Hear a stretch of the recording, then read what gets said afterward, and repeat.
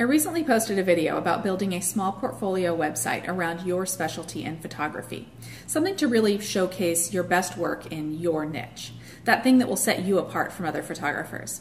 In my video, I set up a site for Snapchick's quirky portraits. But now, what if you don't really have a specialty? What if you like taking photos, you've done a little bit of everything, but you aren't sure which direction you should focus on? How do you choose your niche? The easiest way to answer that question would be to choose your favorite area, right? Whatever you enjoy the most.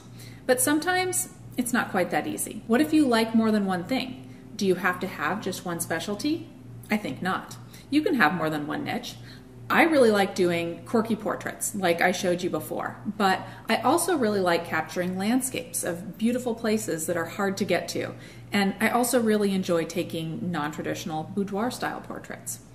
The point is that I know what I like to do. I know where my strengths are, so I focus my efforts on those things. I can have 3 different portfolio sites, be them through Wix or somewhere else, where I can send potential clients to see my best work in each of those areas. What if your favorite thing to shoot isn't so practical? What if you haven't yet figured out how to make money doing it? For example, landscape photography is notoriously difficult to make money on. Does that mean that you can't do it? Absolutely not. You can have that landscape photography site up. You keep trying to get your work into galleries or local coffee shops, but maybe you just do something else too to pay the bills. You can even try to incorporate that thing you love. In this example, maybe you shoot outdoor portraits. At least then you are including some elements of the outdoors into work that maybe isn't your favorite thing to do, but allows you to make some extra money to travel to those great places where you indulge your passion of landscape photography. Does any of this mean that you can't take jobs outside of your specialty? Absolutely not. But for me, I weigh the benefit of taking the job, be it money or maybe connecting with the right people, against the time and effort it takes to do the job. For me, that's weddings. I used to shoot a lot of weddings.